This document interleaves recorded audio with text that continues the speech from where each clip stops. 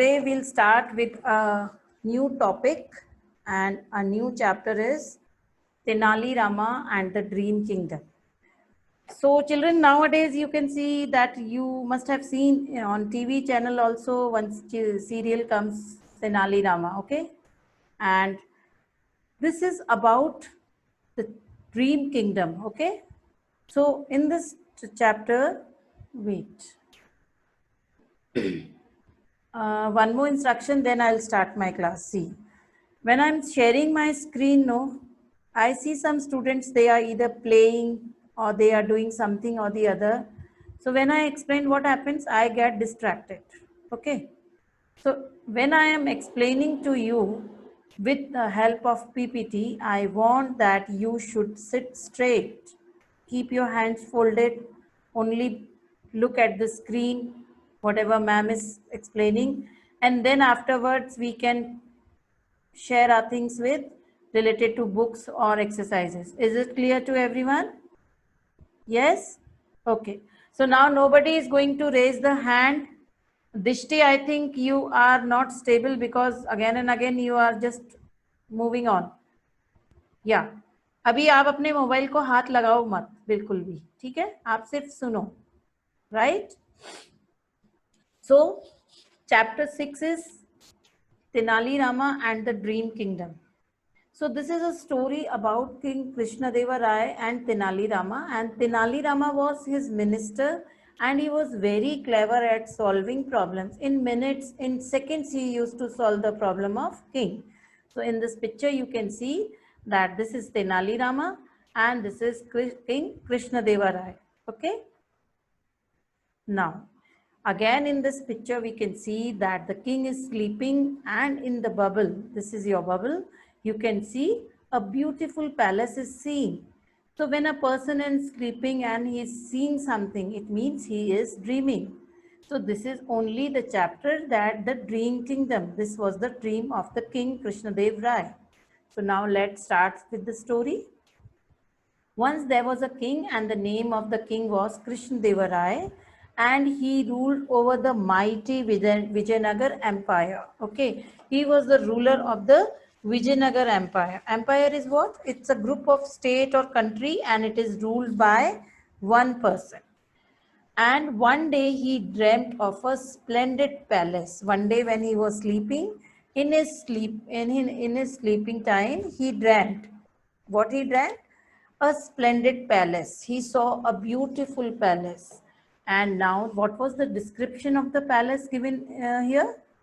The description is that the palace was made of glittering stones. Glittering stones means shining stones. The palace was made of shining stones. And second thing, it was floating in the air. Now imagine what was the dream of the king, that the palace was made of glittering stones, and second thing, it was floating in the air. It had 100 rooms, and each room was painted with beautiful designs. The palace could lit up with 1,000 lights, like it could be lighted with thousands of lights, or it could be disappeared. It could be made to disappear. Made to disappear means not to be seen again. And how it was done? Only by some wishing. So this was the palace which the king saw in his dream.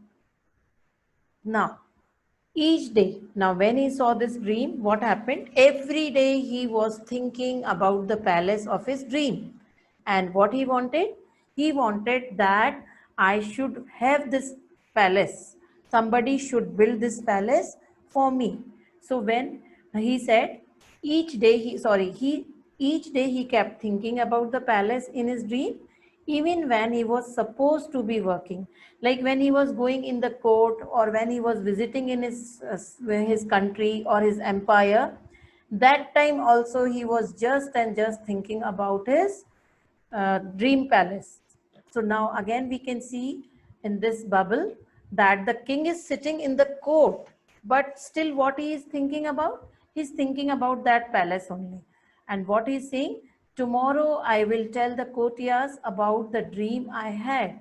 He said, I'll tell my courtiers. Who are courtiers? Courtiers are those in attendance at the court of a prince or king. Attendants होते हैं वो, okay? They are the attendants in the palace of a king or a prince. So now, the next morning at the court, again every day there was a court. So next day in the court, what did he say? He said that last night I dreamt of a beautiful palace. Last night I saw a very beautiful palace in my dream. Not everyone at the court was wise or honest. Now there were so many ministers. But it is not like that every minister is very wise or very honest. But most of the courtiers, what? They wanted to flatter the king. Flatter the king means they just wanted to praise the king. Every time, whatever the king is saying, they were saying very good, very nice. Why? Because every time they were hoping that whenever we will praise the king, king will give us some reward, king will give us some money in return. So they were very greedy. So every time they were just flattering the king. So, my king, your dream is indeed marvelous. Yes, it is. Only a great king can have such a grand dream. So when the king said about when he told about his dream that he saw a splendid palace, one of the ministers said that your dream is very marvelous. Okay. And then another one said, yes, only great kings, big kings have such big dreams. Now, when he was encouraged by his foolish and greedy courtiers, encouraged, you can see here, the meaning is given, having received support and courage. Now, when he got a support, when the king got the support of his ministers, and some of the ministers were what? They were foolish. They were not understanding what is the exact thing and what is the reason they were not thinking about the reason behind that palace. They were not thinking that how this palace will be built in air, but they were very greedy. So he was encouraged by those courtiers, and then he made a public announcement. Public announcement is that when anything which is told to the people about something publicly, when it is told to each and every people. So what did he say? He said that I want my dream palace built.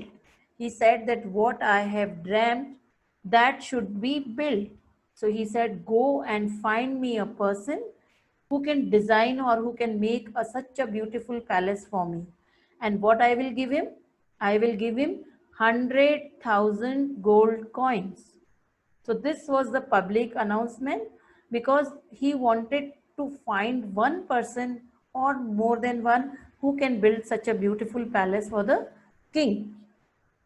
Now, when the public announcement was made, what happened? Courtiers were shocked. They were surprised because the king has announced something which is not possible. Is it possible to make a castle in the air? We can't. Is it possible for anybody to make a house in the air? No, we can't make. So their mouths fell open. Mouths fell open means they were surprised. But what could they say against king's command? But they can't say anything. When it is an announcement by the king, they were not able to speak a word. They command means words that tell you that you must do something, order. Okay. So most of them did not have the courage to tell the king. They were not so brave. They did not have the courage to tell anything to the king against that dream. Whosoever heard of a palace floating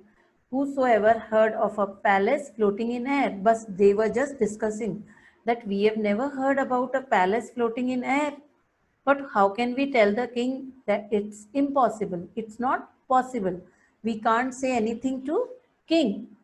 A few of the wise and honest courtiers tried reasoning with the king, but some courtiers were very honest and they were very wise. So they started asking questions. Started asking questions to the king, and then they said, "My king, it would be impossible." They said that it is not possible. It cannot be built. Impossible means a thing which cannot be done. Why they said so? Because they said a castle cannot be built over the clouds and in the air. Such a palace cannot be built. My king, he speaks the truth. And another minister said, yes, sir, this is right. The minister is speaking the truth. We can't build a castle in the air. But the king was just that he wanted. So he said, silence. I will have no more of your excuses. He said, don't give me any excuse. And I will not be pleased if you cannot build me a palace in the air. And then he said that I will not be happy with you if you are not going to make a palace for me in the air. Now, the courtiers were worried. Why they were worried? Because the king said that he wanted, and if it is not built, then what will happen? He will not be happy. So now they were very, very much worried. But they knew there was only one man who could find a way out. Okay, means there was only one man in the whole empire who could sort out the problem of the king, and the name of that person was Tenali Rama. Okay, this is Tenali Rama, you can see in the picture also. So Tenali Rama was a minister also. He was a poet also. He was creating very beautiful poems. Then he was a jester also. Jester is a person who makes people laugh. Okay? And he was what? Minister, jester and poet at the king's court. So the chief minister decided that we should go to Tenali Rama's house and we should ask help from Tenali Rama. So they went to Tenali Rama's house.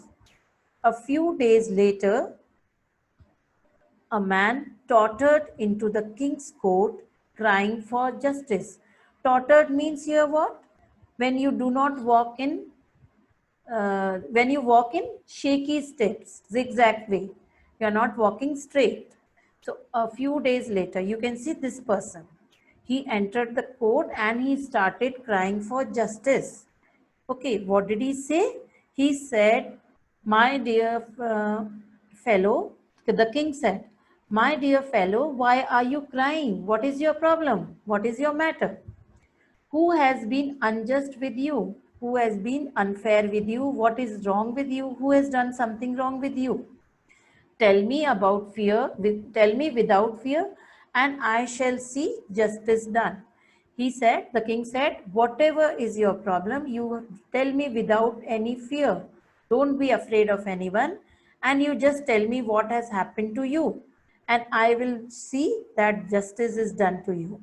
So the man said, I have been robbed, your majesty. Your majesty means?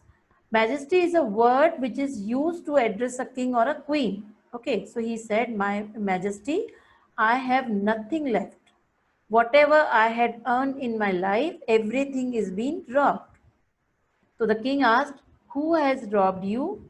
Name him, and I will have him severely punished. He said, you just tell me the name of that person and I'll give him a severe punishment. Severe means very harsh. Now, the king again, the man said, your majesty, I will tell you, but you must first promise me. He said, I will tell you the name, but first you have to promise me that you will not punish me. When I will tell the name of that person, you will not punish me. Now the king was astonished. Astonished means he was surprised. He said, why he is putting such questions? But again he remembered that I have made a promise to this man, so I am not going to punish him when he will tell the name. So he said, okay, I am not going to punish you. You just tell me the name of that person. So he said, your majesty, last night I had a dream. And in my dream, I saw that you came with your entourage of ministers. Entourage means a group of people who are attending or who are surrounding an important person. So when a king is going somewhere, you must have seen a prime minister. When a prime minister goes for some visit, there are other ministers also with him. So same when the king went for any walk or for any reason, there were other ministers also. So what he said that last night, what did I dream? That you came with your entourage of ministers and commanders. and you robbed my entire life saving. That you came to my house with your ministers and you robbed what? 5,000 gold coins, and this was the saving of my whole life. So when the king heard this, he said, "How foolish you are! How can you believe that your dream can be real?" He said, "How can you believe this? Why will I come to your house to rob? I am already a king. I have lots of money." He said, "No, dreams are not true. Dreams are not true. If your majesty's dream of a palace hanging in the air can be made to come true, then why can't my dream be real too?" Now again what he said, when your dream can be true, you dreamt of a palace which is hanging in the air. When that dream can be true, then my dream is only this, that you came and robbed. Even my dream can be true. But before the king could answer, the man tore off his false beard and hair. So now when the king was just about to answer the question, what happened? The man took off his beard and hair. This you can see. In the previous picture, you can see, this is his beard and hair full. And in the next picture, what he has taken out. And then it was none other than Tenali Rama. Tenali Rama bowed before the amazed king. He bowed before the king in respect, and he said, "Your Majesty, I apologize. I feel sorry for tricking you, for cheating you. But this was the only way of convincing you. This was the only way of explaining you that the palace cannot be built in the air, that your dream of building a palace floating in the air is impossible." So he said, this was the only way by which I could make it easier for you, that this palace cannot be built in the air. The king burst into laughter. The king started laughing. "You are right, Tenali. You are really very clever." So this way, the problem which was not sorted out by the ministers, by the commanders of the king, Tenali Rama sorted in minutes. So this was your chapter, and now I'll stop sharing my screen, and then I'll just move on with you with your questions. So